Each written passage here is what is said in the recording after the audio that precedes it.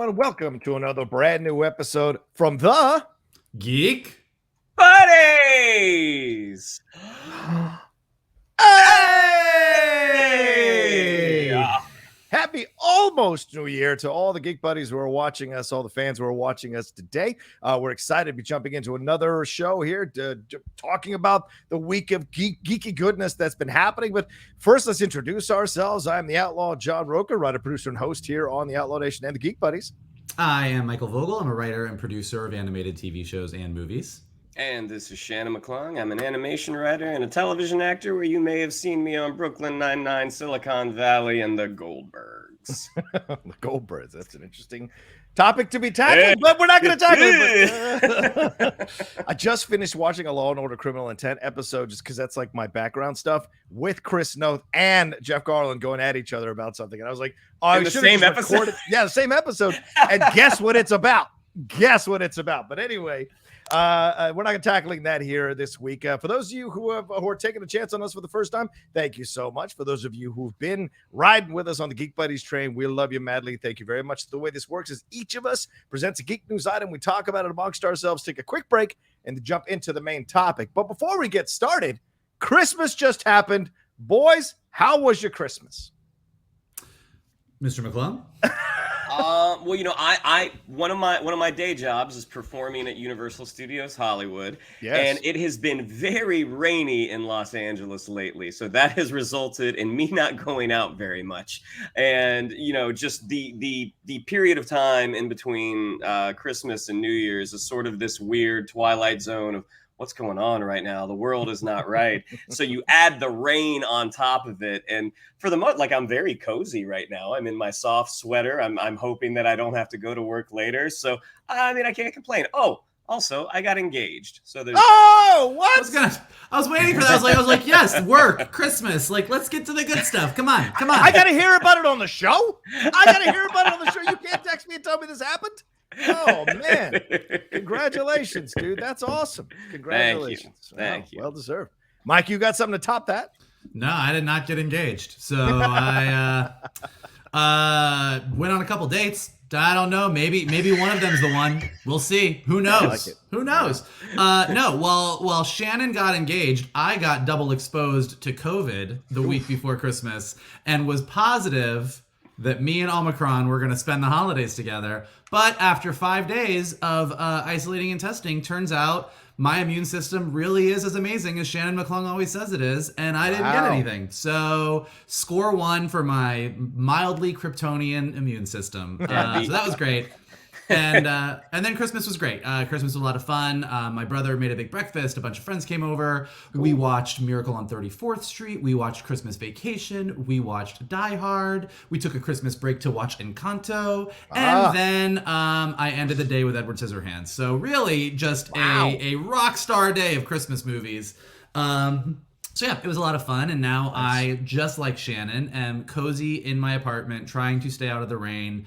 And should be doing work to get a jump on 2022, and yet am not.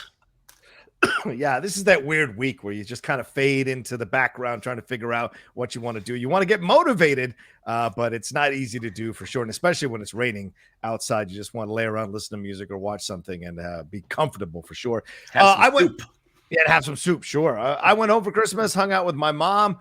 Tough experience. The mom is older. She's a little more frail. She's lost some weight. So she had to use my arm to kind of walk around up steps and things like that. So just a tough thing transitioning. But it was nice to see her. It was nice to see my sister and my niece and my nephew. Gave them some great gifts and got to have a really nice time with them and hang out with my girlfriend and show her my hometown one more time. But, I think we're going to be limiting the amount of time we go going forward. Maybe just 3 days now instead of 5 or 6, because I didn't stop working. I was still recording trailer reactions and reviews and what have you while I was there. So you got to keep going. And so maybe in the future, you got to limit that time. We shall see. We all hope you had a great Christmas as well. Everybody, hope you had a good holidays, however you chose to celebrate it. And if you don't celebrate Christmas, we hope you enjoyed those random days. There you go. Festivus is for the rest of us. So I hope you had a great Festivus.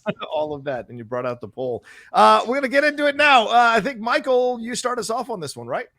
I do start us off. So like many people, you may have braved the movie theaters this holiday break to go check out some movies. Like most people, you probably went to see Spider-Man No Way Home. And like most people, you probably didn't go see The Matrix, because based on box office numbers, that is how it is shaping up. So in our holiday box office geek results, Spider-Man No Way Home, as everybody has probably heard, continues to swing through box office records like a Spider-Man in the multiverse. It has crossed the 500 million mark domestically, which makes it the highest grossing Sony film ever.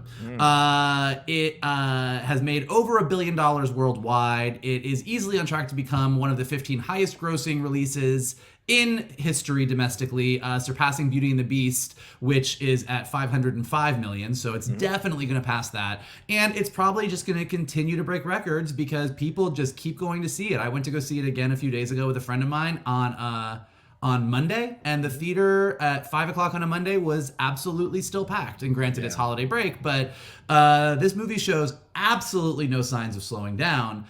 Meanwhile, Matrix Resurrections came out, and in its Wednesday to Sunday release made 22.5 million. Yeah. Which is not great for The Matrix. And based on data from HBO Max and Warner Brothers, about 2.8 million people streamed it on HBO Max, which is also not blowing anybody away as far as streaming numbers, but it did decent. A lot of debate. Deadline says that HBO Max streaming it at the same time definitely hurt it. Forbes is looking at like the results of all the movies that have done streaming on HBO Max and released simultaneously, and said if a movie does really good on streaming, it usually does good in the theater too. And if it doesn't do well in the theater, it does fine on streaming. So they think there isn't really a reason. They think it's just that the movie didn't really land with fans. So that is the box office report. Spider-Man No Way Home, giant win. Matrix Resurrection failed to resurrect the franchise. What do you guys think about this? Is it streaming's fault? Is it just that one is an amazing movie and one is not? What do you think? Shit. I mean, to Spidey, like, you know, we've talked about all this year. What is the movie that is going to bring people back to the cinemas in droves? Yeah. And I don't think it's a surprise that it's one of the most popular comic book characters in the world in one of the most popular franchise, if not the most popular franchise right now in modern cinema. Yeah. So that's not a shock. I mean, but what's been crazy is just how, like, as Vogel said, is how many people are going back to see it again and again and again. Mm-hmm. And part of it is because, yes, it's a great movie, but also you want that communal reaction in the theater again. I mean, that's like, I went and saw it again by myself right before we did our review. And I was watching the movie, but I was enjoying just listening, like knowing that the crowd is about to react to something. I've been trying to go see it again, but all the theaters by me, it has been sold out. I mean, there was one showing, it was earlier this week, because I am conscious of you know, the virus, and so I bought the last row and all the way in the corner, like literally as far away from people as you can go. And so I'm checking in with the app every hour on the hour, and slowly I see seats start to get filled. And as I park at the theater, I'm in the garage, I'm walking into the theater, I open the app and someone has bought the seat right next to me. So I'm like, okay, you know what? I'm not gonna roll the dice for this today, but I do really want to go see it again.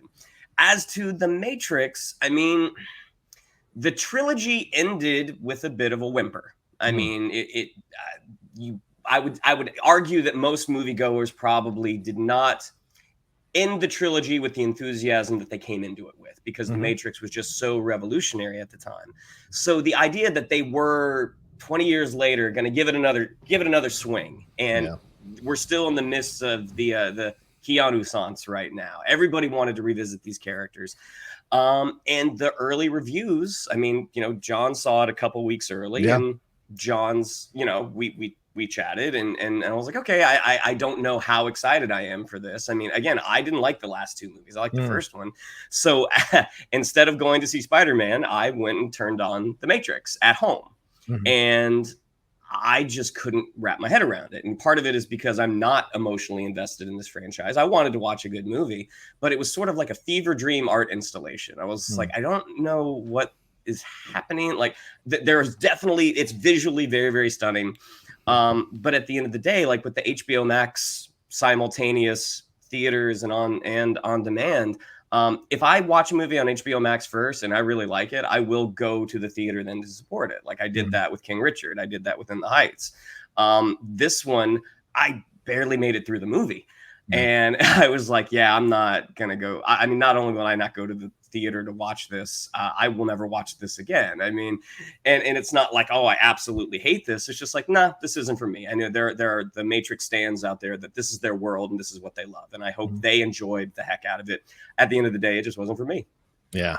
I think it's at the end of the day, that's what people feel. And, overwhelmingly, I do think the word of mouth, the reviews that were so divided and so split, I think all of that kind of sank it. But also, as you said, 18 years later, you drop this movie and you replace two of the main characters in Lawrence Fishburne and in Hugo Weaving. Look, I get it. I know Jonathan Groff people love him off the Hamilton stuff and Mindhunter stuff, and people love Yahya Abdul-Mateen II as he's coming up, but they're not these characters. And I think that was an essential part of the film. And when I did my review with Jeff Snyder said those two were the best actors in that franchise. So to remove them from the franchise, that was his opinion. I'm not saying I agree, but that was his opinion. And hearing that from a number of other people, actually, I felt like that was a little bit of an undercutting of the franchise as well, than bringing in only one of the sisters that are both of the sisters. So it's a fully realized vision for them to complete it. I wonder what that was all about. So, and in the end, I just think the reviews overall, and maybe the people, have moved on from these concepts. Because I said in my review,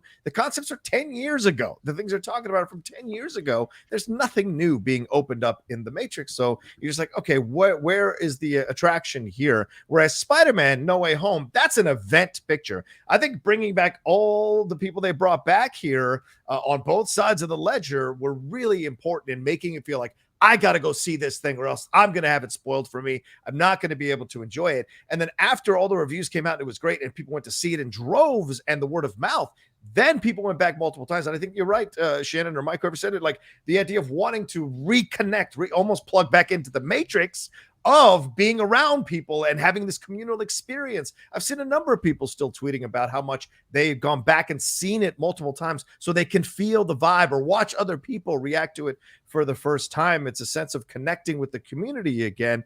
And it took a film like this with so many people coming back, because I think if this was a regular Spider-Man film, I don't know if it would have done as well as quickly. Probably eventually, yes, but as quickly, I don't know if it would have done it. But $1 billion, that's incredible. And I hope that puts to bed any of this nonsense that it was pandemic related, why box office certain films. It's just that certain films are not appealing to people, and we have to start accepting and swallowing those hard truths, no matter how many of these directors and actors and producers don't want to accept it. That's the truth, it seems like. Mike, you were going to say? Well, I do think that, I don't know that it's quite that black and white. I think that it is true that the pandemic keeps people away, that there's a threshold. Like, there are movies that you would go see in a theater, right, but because of the pandemic, you choose not to. And then there's movies that get you over that threshold. Like, there's a lot of people, I was reading an article about West Side Story, where people were saying that, the target demo traditionally for a classic musical that is realized on screen by a major director is an older demo than the 18 to 34 demo. And that older demo is perfectly happy, even if it's not on streaming, to wait until it's on streaming. They're like, I'll see West Side Story in a few months. I know what happens. I don't need to go. I don't need to rush out in the theaters and see it. It's those 18 to 34-year-olds that are like, I need to see this. I need to see this now. Right. So I do think that the pandemic has affected box office and the way that people do movies in the same way that streaming has affected it. But I don't think it, I think what's really interesting about the two of these is you can point to the fact that Spider-Man No Way Home was not out simultaneously on streaming, so you had to go to the theater. You can point to the fact that Matrix was on streaming, so you didn't have to go and you could watch it. You can point to the fact that Matrix is an 18-year-old franchise and that Spider-Man has been re-envisioned, and you can point to the fact that it's definitely an event film with all the other Spider-Man coming in and everything else. But at the end of the day, I think it's so much simpler. I was reading, AV Club had a really funny article after Spider-Man's opening weekend where they were like, analysts are trying to figure out why Spider-Man No Way Home bucked the trends of the pandemic. And it really is simple. It's so basic. Spider-Man No Way Home, yes, Spider-Man is the most popular franchise out there. Yes, the Marvel Cinematic Universe is amazing. Spider-Man No Way Home really is that fucking good. Mm-hmm. It is that good of a movie that people are going to go and go and go because it is that great. The reactions that Shannon's talking about, which are also one of my favorite things, and every time both times that I've seen it, people are cheering, people are screaming, people are gasping, people are crying, but they're doing it because the movie's actually that good. Yeah. And Matrix Resurrections, look, I think I said this when we did the trailers. I revisited, my brother and I rewatched the last two movies. They weren't my favorite in the theaters. Upon revisiting them, a little bit more detached from the franchise and being able to watch them, I think there's a lot of interesting ideas that don't fully get realized. Yeah. And I think with Matrix Resurrections, there are a bunch more interesting ideas that really don't get fully realized. Yeah. So, it all is going to boil down to the fact that Matrix Resurrections is just not that great of a movie. And Spider-Man No Way Home really is beyond what anyone's expectations could have been. Yeah. And that's why. That's what it boils down to. Yeah, and I think we're also still living in an era where films are being released in theaters that were greenlit pre-pandemic. And going forward, based off of how the audiences are returning, you're going to see an adjustment to what will make it to a theater, what studios are willing to spend that money on, and what they want to, where they want to reduce those budgets and be like, oh, let's put it on streaming. I think that's definitely going to happen. Yeah, I wonder if there will be a post-pandemic time. I don't know. It's keep coming. This Omicron thing is spreading. Who knows? We shall see. Before we go any forward, further, I want to give a shout out to our sponsor for the show here and for the channel, for the Outlaw Nation channel, and the Geek Buddies, Carbon Health. They're a leading national healthcare provider with a mission to bring high-quality healthcare to everyone. Urgent care, primary care, virtual care. They've got 90 clinics in 14 states and offer virtual care in 24 states. You go to carbonhealth.com to see if there's a clinic or a place near you, or get some virtual care from them if you've got any concerns. And hey, coming out of Christmas, all the stuff we're eating, walking on slippery, rainy floors, you never know what can happen out there. And so make sure you've got carbonhealth.com nearby to help you out with any of your medical needs as they come up in this holiday season. Everyone deserves good health. It's true. I mean, look, you can be a Shannon McClung and be very cautious when you go to the movie theater and play it safe, or you can be a Michael Vogel and make out with somebody who texts you the next day and says that they're positive for COVID. So either way, it's good to have Carbon Health nearby just in case. You made out with a person who's positive with COVID and still didn't get it? Yeah. Just in case you don't have the Vogel mutant healing factor. Yeah, exactly. The Wolverine gene. The Vogel gene. Anyway, let's move on. All right, our next topic here, we're going to talk about celebrity feuds. Celebrity feuds here. This Dwayne Johnson and Vin Diesel feud will not go away. I told the boys I wanted to put this on the rundown because there's a new chapter, a new update. Apparently, a few days ago, Vin Diesel made a public appeal to Dwayne Johnson to return to the main timeline of the Fast and Furious franchise for its final installments. He even mentioned his kids. He brought in Paul Walker's death. He did all of this to try to try to bury the hatchet, but of course called him little brother in a commentary a couple of weeks ago as well. So The Rock was asked about this recently. He's promoting Red Notice still and said, I was very surprised by Vin's recent post this past June when Vin and I actually connected, not over social media. I told him directly and privately that I would not be returning to the franchise. I was firm yet cordial with my words and said that I would always be supportive of the cast and always root for the franchise to be successful, but that there was no chance I would return. I privately spoke with my partners at Universal as well, all of whom are very supportive as they understand the problem. Now, the Hollywood Reporter described this as two titans going at it. Let me clarify something for you. Vin Diesel, not a titan. Dwayne "The Rock" Johnson, absolutely a media titan. Vin Diesel, one franchise. I guess you can throw in Riddick, but really one franchise. The Rock succeeding in multiple franchises, for God's sake. The biggest franchise in the world, but sure. Sure, an ensemble piece, I guess. But an ensemble piece nonetheless. So, all right. Well, gentlemen, thoughts on this? What are you feeling about why does this keep going? And do you think that at some point it's like, you know what? I dated you a few years ago and I was still figuring out who the hell I was. And now that I've moved on, you keep wanting to bring me back to this time in my life when we were together. And I just don't feel that way anymore. I'm a different person. Please let me move on. What do you think? Do you think that's what's going on? I mean, listen, I think what's going on is I think this is just the celebrity feud that just keeps on giving. It really does. I think it's just funny because what is very clear, aside from one time when Dwayne Johnson kind of said something on social media that he has since said, I wished I hadn't said it that way. I wish I let my sort of anger get the best of me or whatever. Mm-hmm. Aside from that one time, this is very much like the feud between San Francisco and Los Angeles, where like everyone in San Francisco talks about how much better they are than Los Angeles and how much they hate Los Angeles, and everyone in Los Angeles was like, we don't think about you. Like, we don't care. And that, like, it's like Vin Diesel is constantly kind of circling back on this thing. Hey, it's true. It's the first time I've ever heard of an issue between San Francisco and LA.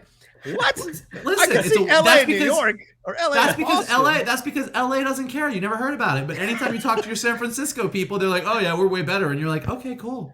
For all of our Northern California audience members, feel free to chime in here. Yeah, I'm just saying.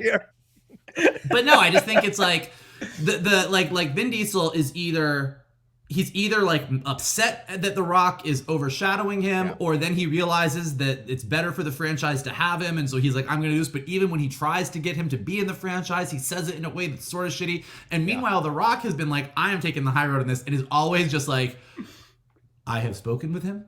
I have said I'm not coming back.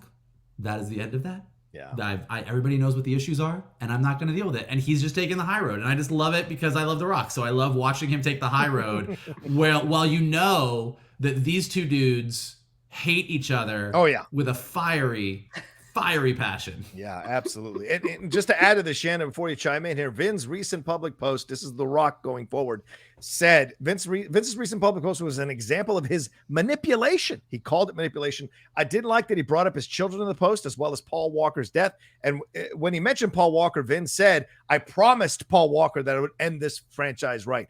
Oh my God, leave them out of it. He said, we had spoken months ago about this and came to a clear understanding. My goal all along was to end my amazing journey with this incredible Fast and Furious franchise with gratitude and grace.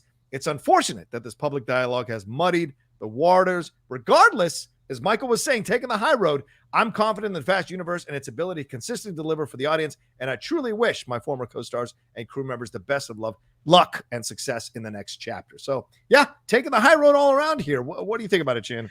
Yeah, I mean, I don't think it's a coincidence that most of Vin Diesel's modern movie resume, it's Fast and Furious, and that The Rock, apparently everybody loves working with him. So I mean, that kind of tells you all you really need to know is that I think Vin Diesel in the world of Fast and Furious is a titan. But it's an insulated world. Granted, it's one of the biggest franchises in the world, but going forward, like his experimentation, like when he didn't want to come back for Fast 2 because he was doing Triple X, and then he didn't want to come back for Triple X 2, it's just like, okay, this guy it seems like he's a bit of a micromanager. He wants to be in charge of everything.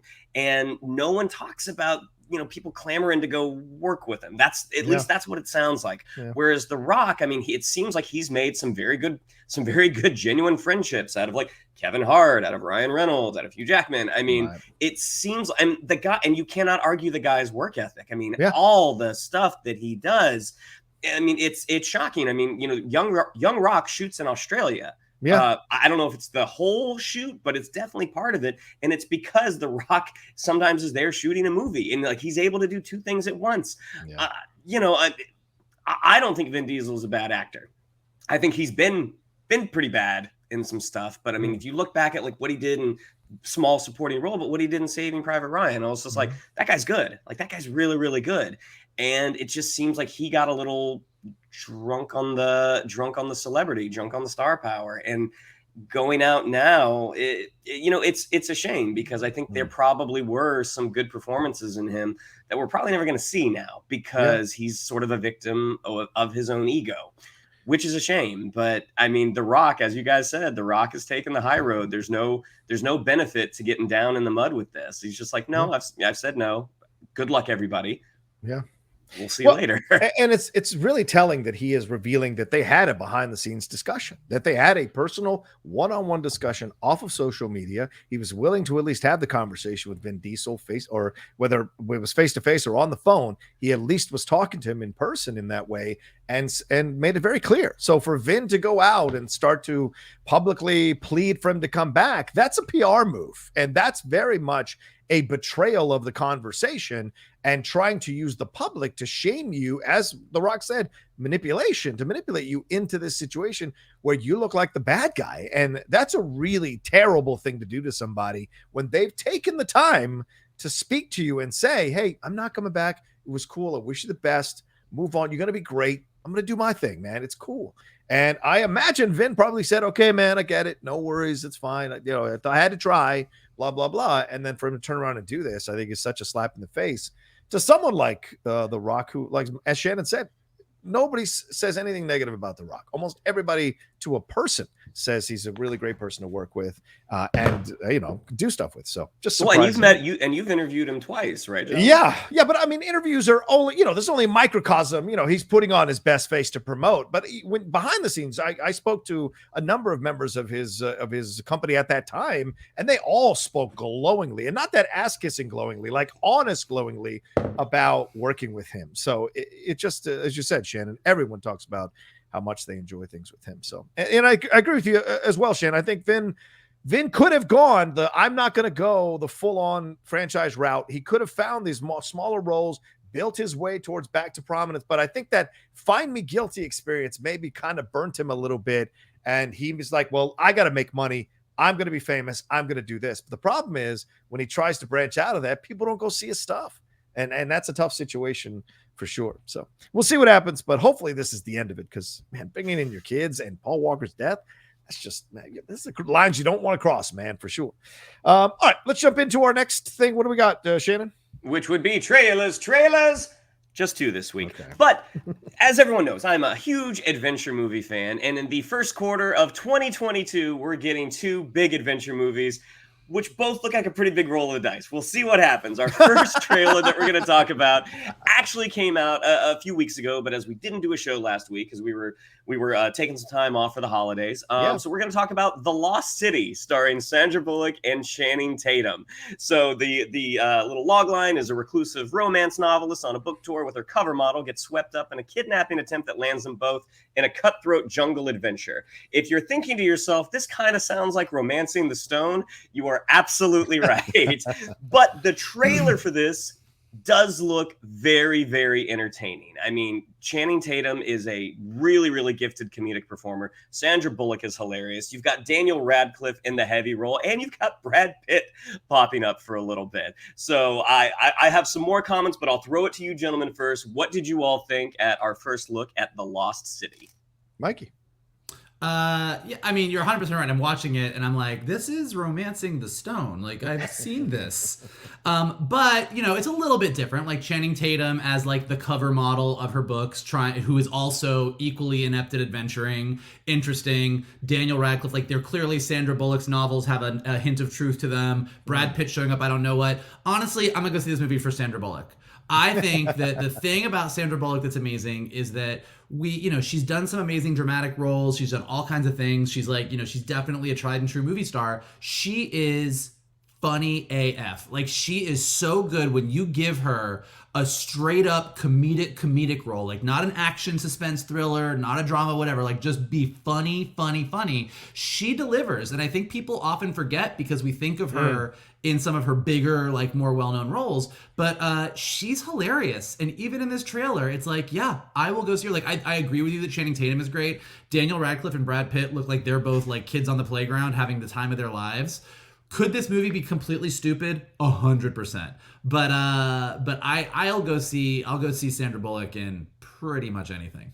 Yeah. This looks like a lot of fun. Yeah, it's got the Romancing the Stone vibes for sure, but also throwing in the Brad Pitt into the equation is a lot of fun. That's a nice little kind of X factor. You don't know how that's going to play out. And I have a weird suspicion that Channing isn't as dumb as he's leading on in the trailer, and there might be more going on with him than we expect. I just have a feeling, because it's such it's I don't know if it's a role for him to play that he needs to do anymore. He's done it in a million films, so I wonder if maybe he's asked for something more with the role to have a little fun with it and play around with it and make it different than a full-on romancing the stone. But I liked it, and I agree with you, Michael. Sandra Bullock, just great. I mean, anything I watched, I tried to watch that prison film. I gave it about an hour. I just couldn't do it, but I will at least try to watch everything that she's in, because she's at this stage in her life where she is a very accomplished, strong, powerful actress, and it's fun to watch her take on these different types of roles and then go back to what made her great, which were these romantic comedies or these funny little films.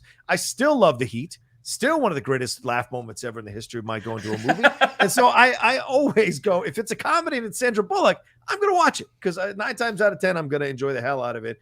And she's great. So I'm curious to see what we're going to get. Plus, it's interesting. We know, I think we know some romance authors. So how's that going to play into this? What are some of the innuendos or the kind of behind the scenes shots that are going to be taken about that? It could be funny that we might get a little bit. It would be cool. So yeah, I'm down. And I like the director. I think the director is an interesting choice for this too. I mean, Vogel touched upon it, just like people having fun doing what they're doing. Like, one of the things that I loved about the first Ocean's 11 is those guys look like they were just having a blast. And, I think you kind of had the law of diminishing returns with the next 2 movies. But that first one, when they were all getting together for the first time, it looked like they were just having fun. And that's the vibe that you get from this trailer, even though there is sort of a slight been there, done that quality to it. Just the fact that they look like they're having fun playing off of each other. Like that's one of the things that I love about like a old seasoned improv team. Like, you see people that have this history that can just, finish each other's sentences. And I'm thinking that's probably best case scenario, we get a fantastic movie. Worst case scenario, we get to see some of our favorite stars, play around for about 90 minutes and have fun and look good while they're doing it. Right. But The Lost City comes out March 25th, and the next trailer, oh my goodness. So the first trailer for Uncharted, sometimes when we record our show, the trailers drop the next day. And by the time we get to our next recording, more stuff is dropped. So it feels like it's kind of old to go back to it. But Uncharted is literally my favorite video game ever. And we got the second trailer. A lot of folks had some feelings on the first one.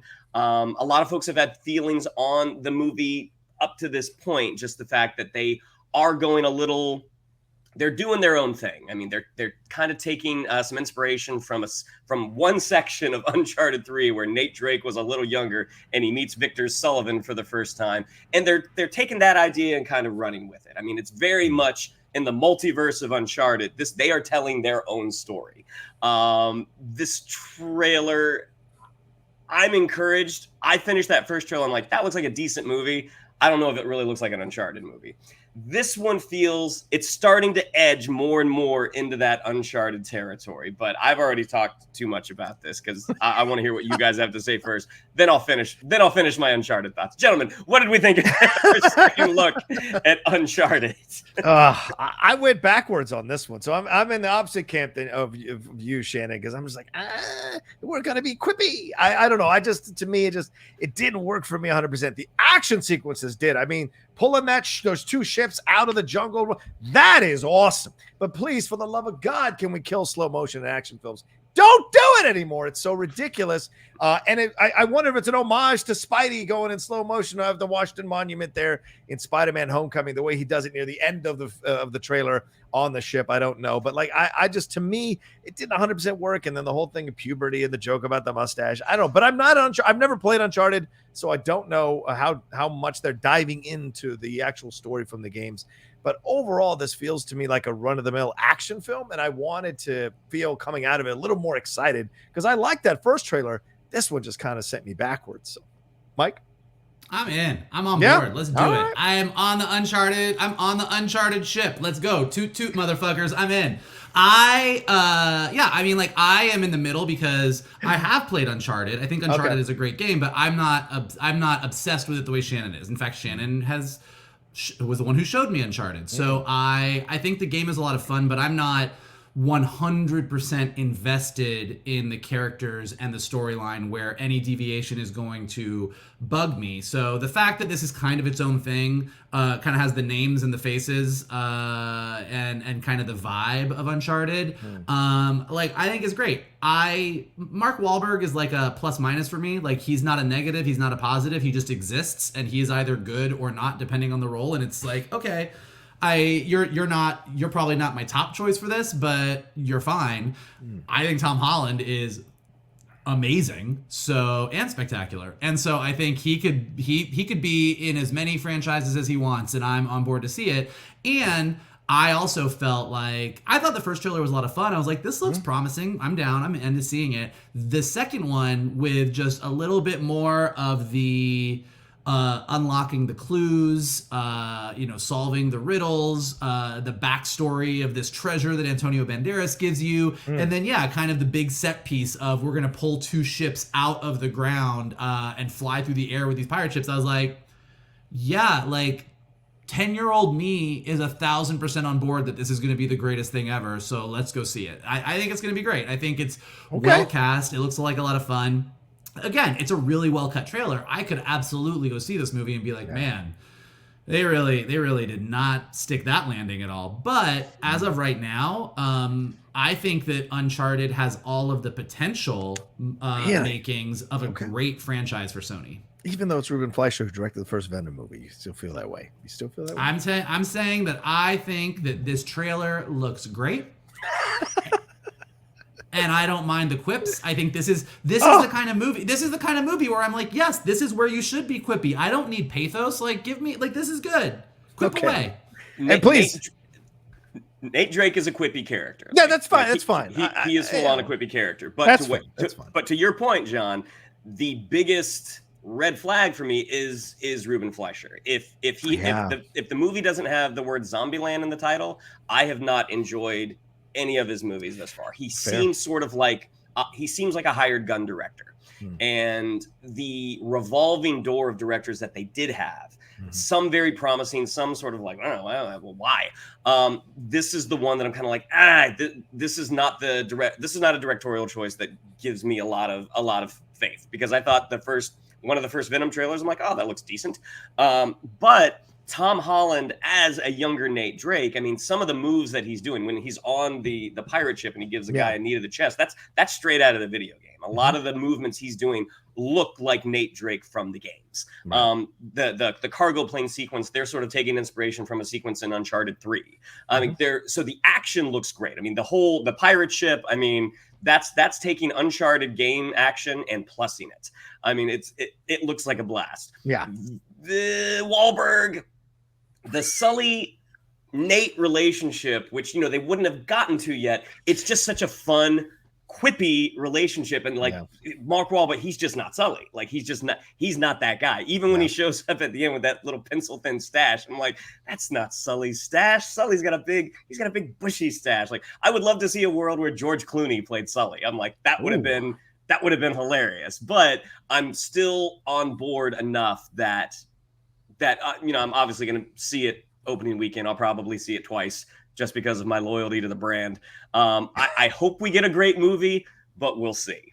And Uncharted comes out February 18th in like 2 months. Wow. And can we give your actress of color more than one line in the whole fucking trailer? Is that too much to ask? She's literally the other main character in that trio.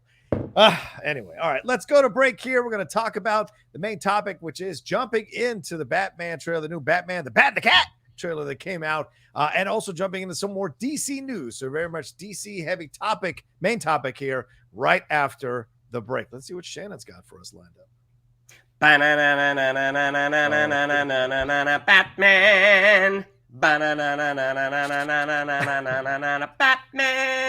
Batman. It's not bad. Batman. Like it's a good choice. That's the music they're going to use, I'm pretty sure. Yeah. Definitely tonally feels right. All right, well, let's jump into our main topic here, and that is the DC movie news that is happening here. We got this new trailer that dropped. I literally came off the plane rushed home, turned on all the lights, and reacted to this trailer because it just looked fantastic from the clips or it's from the pictures I'd seen online. Had to watch this. The Bat and the Cat. This one focusing more on Zoe Kravitz's character of the Catwoman, her version of the Catwoman in this movie. But also for me, I came away with some interesting questions about the Riddler and interesting questions about this thing about Alfred as well. What does that mean? So we're going to get into that and also talk about the fact that Michael Keaton is now going to come back and be a part of, was it Batgirl? Is that correct? And then Michael Shannon is going to come back and reprise his role as General Zod, along with, I forget the actress' name, who plays the other, his female second in command. She's German. I'm looking it up right now. Yeah, she will be coming back as well, and they're going to be part of the Flash movie. So apparently Flashpoint is going to be Spider-Man No Way Home ×7. So, Mike, let's start with you. What was your reaction to the trailer that we got here, and what's your reaction to this news? Well, the news was definitely not Spider-Man No Way Home ×7, but it's interesting. Patty, all right. Well, I mean, I'm just saying, it's like, I don't know that, well. I just mean that all these characters coming back is all I'm saying. Yeah, cool. I think that the Bat and the Cat trailer was really, really great to me. I think that I was really into it.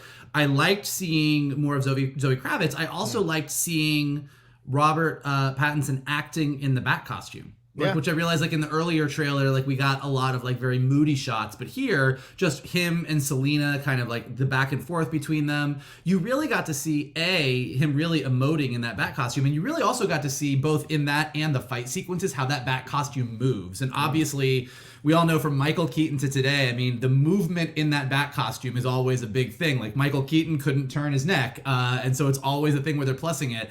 And here, I mean, some of those fight shots at the end with him and Zoe Kravitz, like, really just looked like they were right out of the Arkham games. I mean, you really got some really awesome looking action sequences that were really well shot, really well choreographed. So I thought that was a lot of fun. I think Zoe Kravitz looks great. I think the chemistry between them, just based on the trailer, looks really, really good. And yeah, to your point about what the Riddler's kind of deal is here and why he's kind of focused on Batman / potentially Bruce Wayne, and what's going on. I mean, there's been a lot of stories. The Batman story has been told 1,000 different ways in the comics, and sometimes the Waynes, are amazing and Thomas Wayne is perfect, and sometimes you find out that Thomas Wayne maybe did some things that made some sacrifices to get where he needed to be or to do what he needed to do. And it definitely seems like in this version, in Matt Reeves' version of Batman, we're gonna find out that the Wayne family has some bigger secrets beyond a pearl necklace in an alley. So I think that,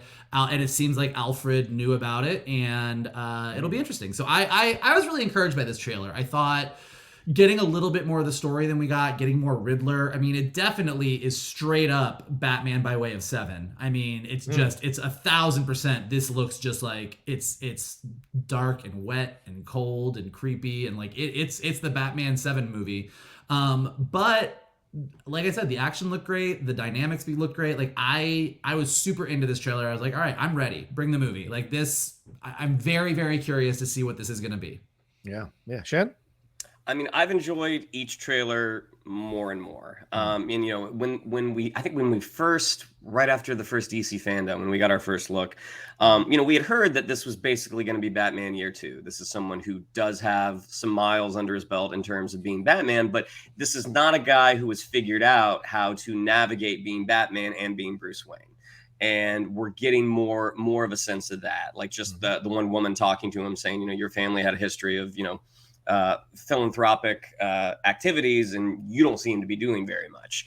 The fact that he does look so kind of strung out, like he looks exhausted because he's out all night beating the crap out of bad guys. And also this is a different relationship, at least on screen, than we've seen with Alfred.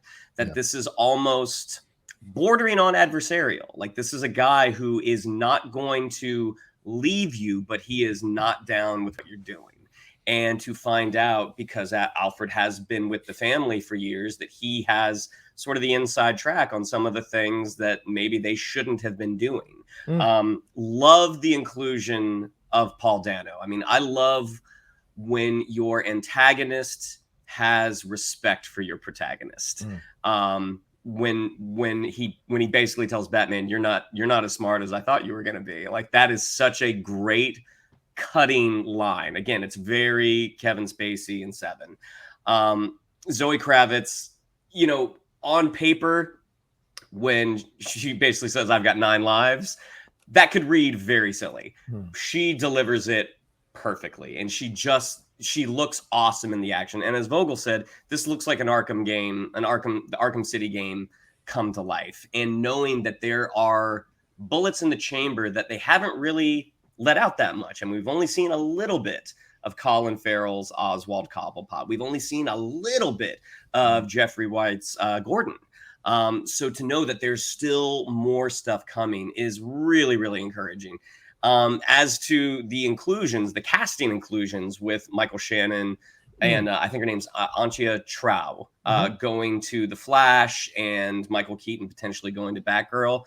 I love that they're using all the parts. You know, they're using everything on the table. I mean, in a multiverse, like there's a world where Zod won. There's a world where Zod is cooperating. Maybe that's where we're going to meet Supergirl. And Michael Keaton and Batgirl, I think, is the most interesting one, because whenever Batgirl comes out, I would have to assume that it would be after The Flash. But seeing what his relationship to the DC cinematic universe, what it's going to be, and he ends up in this one particular universe where J.K. Simmons is Gordon, and we have Barbara Gordon. So it's super, super cool. I mean, I just finished Dope Sick on Hulu, which is a fantastic limited series, and Michael Keaton does some really incredible work. Getting to see him and J.K. Simmons together, I mean, I hope that we get some scenes of them together, because those two guys going back and forth seems like it'll be awesome. Yeah, sorry, go ahead, Mike. No, go ahead. Okay, I liked the trailer, really enjoyed it, had a lot of fun, doing a reaction to it and diving in deeper. I mean, that shot, I mean, I would stop certain frames and look at it and analyze. I mean, there's that shot with the circle and the question mark in the middle and little antenna frames, and what does it all mean? What are the names? What is it all connected to? What is he trying to prove? What is he trying to show? What does this mean? And I get the idea. You're saying, Shandy's a little bit of a cut at him, a little bit of a shot at him, saying you're not as smart as you thought you were. But this whole thing of like, you lied to me, Alfred. What does that mean? And there have been a lot of rumors, and I'm kind of coming around these rumors, although I think it kind of has shades of the Joker movie, that he might be related in some way to Thomas Wayne as well. And what is that going to lead to? If the Riddler is his half brother, what does that mean? Or did Thomas Wayne and did the Wayne Foundation absolutely stomp out like a certain section of the city and cause these people to lose their families or go or become homeless or destitute or poor or whatever? There could be all kinds of reasons for why this happens here. But I mean, once you're setting a bar this high, we've seen a story like that before in numerous other TV shows or movies. So you've got to have a unique take, a unique approach, an interesting approach that'll work, and I do like what we're getting from Paul Dano. And I love that we've got a little more of an active Andy Serkis. One of my patrons was asking me about what do I feel about the fact that he's Alfred in this movie. And I like it. It's the right Alfred for this movie. This Alfred, after what Serkis did with Ulysses Claw, you can absolutely buy that Alfred served in some sort of Secret Service and British Secret Service and all of this. So there's more of that as opposed to Michael Caine, who was years removed from that time, or Jeremy Irons.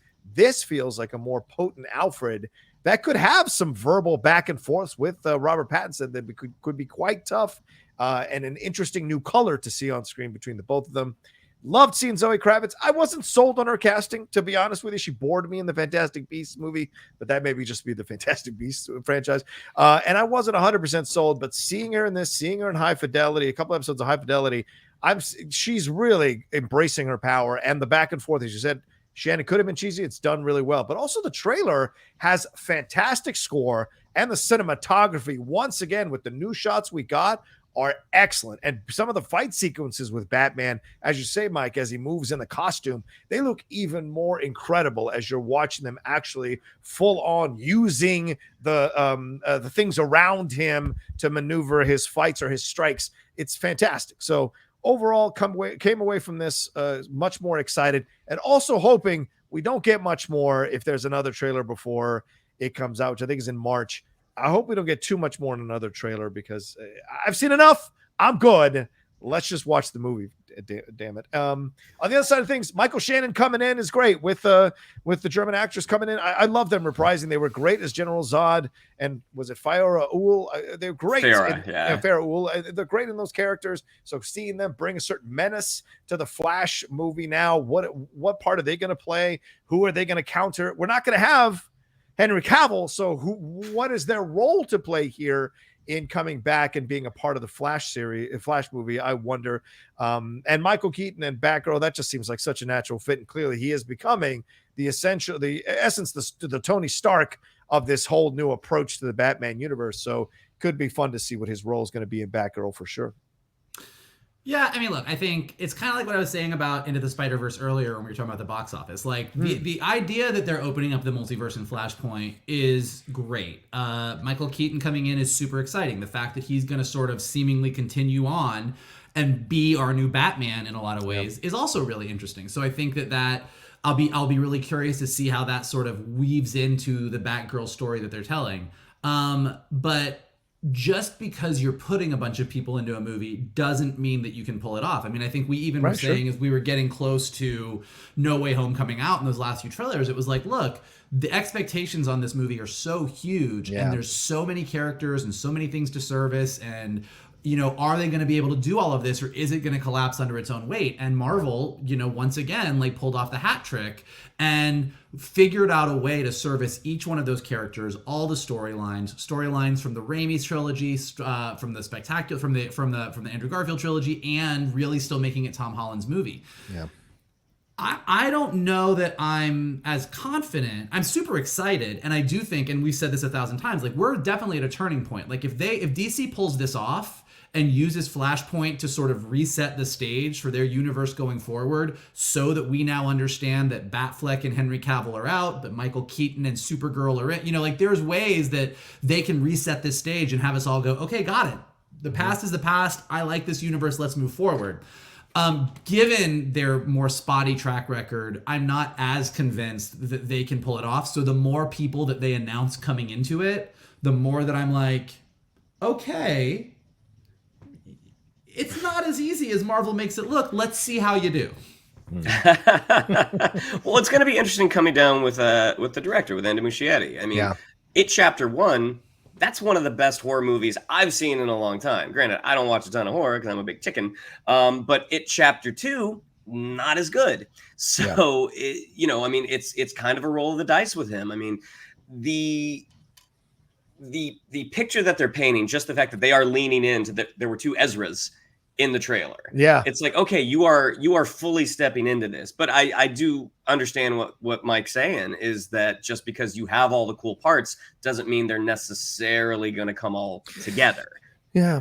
Yeah, and this could be the Supergirl part of this. Supergirl could be the one going against Zod and against Farah Ul. That could be the way they kind of make that work, in a way of having someone from the super family taking him on. That could be interesting for sure. Mike, you make a great point. I mean, DC doesn't have the greatest track record necessarily of getting these things right, and certainly really upping the stakes and upping the ante in a film like this that has gone through, as Shannon mentioned with Uncharted, numerous directors before they landed on someone like Andy Muschietti, who is damn good. And I do give him a little leeway on the second half of it, because the second half of it isn't that great. I mean, the first half of it is fantastic, the book. The second half of it, for me, doesn't 100% work. The whole clown stuff, all of that, and how easily they beat him, it isn't as cool as the first half. So I don't fault him for that second film not being as strong.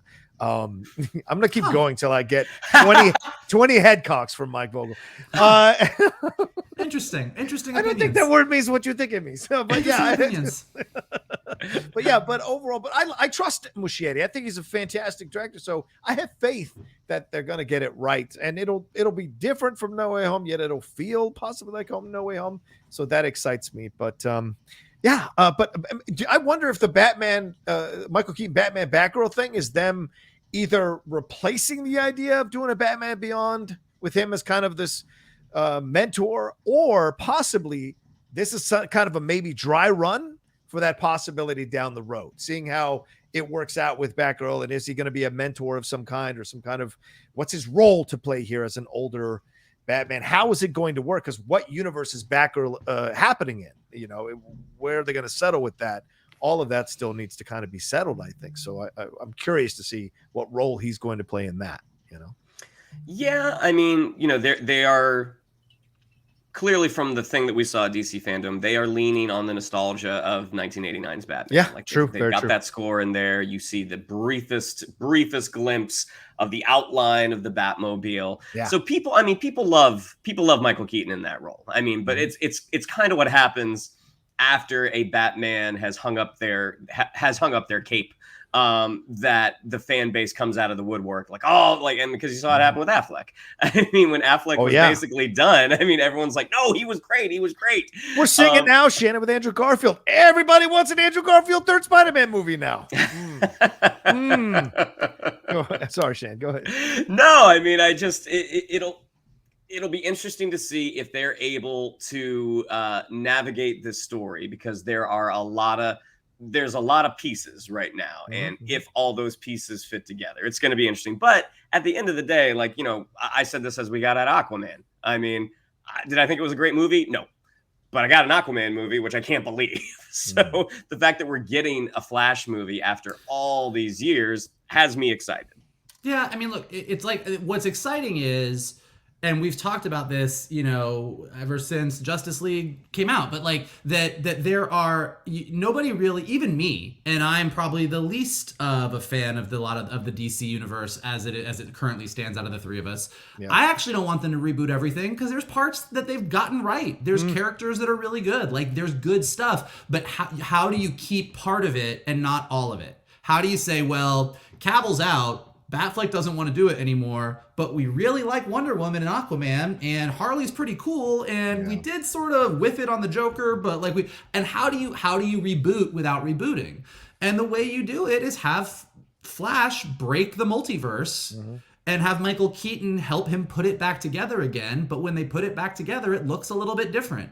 Yeah. And that kind of allows you. And so as you see this movie that goes, hey, we're bringing in a new Batman, a new Kryptonian, and the big bad that everybody kind of generally liked. And maybe they're all staying around. Maybe this is the new Batman and Supergirl that we're going to have currently in the DC universe and moving forward. And this is the new shape of the land. And if they can pull that off, if they can make all that work in this movie and get us all on board with it, and it all makes sense and says, hey, from Flashpoint on, this is the DC universe, they'll be in pretty good shape. Yeah, certainly possible. And it's not like DC doesn't have a history of doing that in the comics, of completely rebooting their universe and starting all over again. So multiple times. All right. Well, there you go. That's our main discussion, DC movie news related here for the Geek Buddies. Thank you all so much for watching this entire episode. We appreciate it madly. Shannon, what do we have to tell them? Yeah, I'd like to follow us on social media. On Twitter, it's at Geek_Buddies. On Instagram, at _Geek_Buddies. If you'd like to follow me on social media, on Twitter, it's at Shannon_McClung. On Instagram, at Shannon the Geek Buddy. If you would like to follow Mr. Vogel, especially from Northern California, and you want to let him know that they don't actually think less of Los Angeles, that's at MK Toon. If you would like to follow Mr. Rocha, it's at The Rocha Says. That's good stuff. Good stuff. Michael. Listen, to all of our fans, no matter where you live, even if it is in Northern California, because I got no beef with you, it's you who got beef with me. Interesting opinions. We love everything that you guys do for us. You guys are amazing. You guys are awesome fans. We love doing this every week with you. So here is how we can all continue to do it all together in 2022. Hit the like button below. Subscribe to Johnny's Outlaw Nation page over here. Check out all the amazing content that is up there, including tons more Geek Buddies content, if that is your bag. Leave some comments below. Let us know what you thought of all this. Let us know what you think of the new Batman trailer, Uncharted. What do you think of the latest box office numbers for Matrix and Spider-Man? What do you think of San Francisco and Los Angeles? Let us know all of it below in the comments. If you are listening to us on Spotify or Apple Podcasts or anywhere that podcasts are available, take a quick second, leave some stars, leave some comments. It helps us go up in the rankings. And as always, the best thing that you guys can do is retweet this video, post it to your socials, tell all your friends to check out the Geek Buddies, so that as we go into 2022 with a ton more geek stuff to listen to talk about, to just take in, let everybody know that this is the place to take it in. Yeah, and let us know if you're Team Rock or Team Vin Diesel down in the comment section below as well. A little Twilight action there. And thanks to Carbon Health, who sponsors and powers everything we do here on the Outlaw Nation, including the Geek Buddies. They're an amazing place to go and get your healthcare service or healthcare needs serviced. Go to carbonhealth.com and see all the multiple avenues you can explore to address any of your concerns health-wise there from them. Thank you so much for being a part of the Outlaw Nation and the Geek Buddies. All right, we'll talk to you next time with another brand new episode here from the Geek Buddies. Hey!